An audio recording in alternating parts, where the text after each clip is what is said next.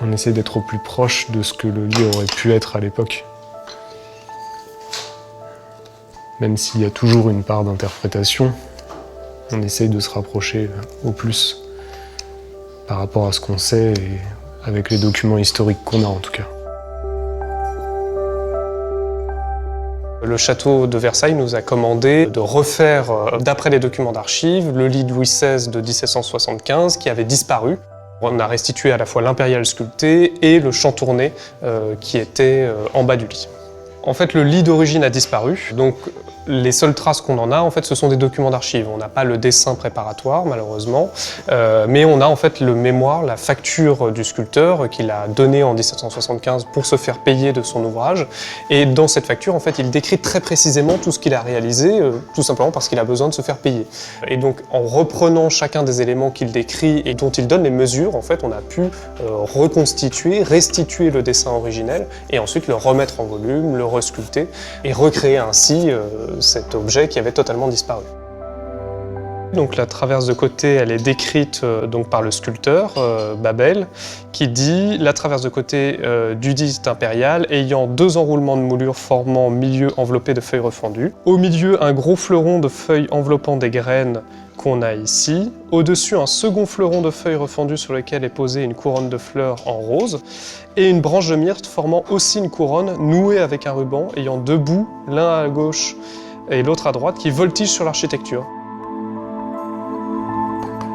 On a travaillé au moins 2500 heures sur ce projet. C'est un projet qui est complètement fou, alors déjà parce que l'ampleur de travail est assez considérable, aussi parce qu'en fait c'est très perturbant d'une certaine manière de ne travailler qu'à partir d'écrits.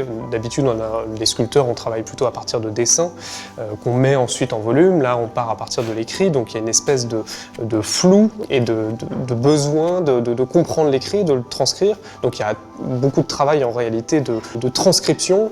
Et évidemment, la destination, le prestige de la destination, se dire que c'est la chambre de Louis XV qui deviendra la chambre de Louis XVI, le dernier lit qui a été en place avant la Révolution, voilà, qui va recréer dans cette chambre, tout simplement, ce qui était une anomalie, c'est qu'elle redevienne une chambre. Il n'y avait pas de lit, on retrouve un lit avec une richesse royale à cet emplacement-là.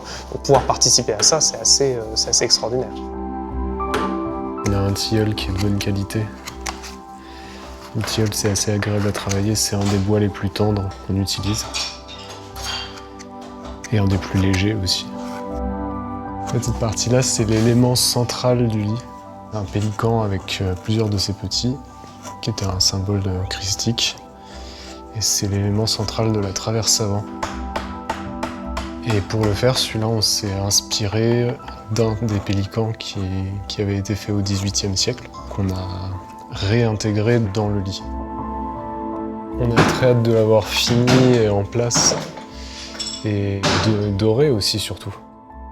Parce que ça va apporter beaucoup de volume et beaucoup de lumière dans ce qu'on fait.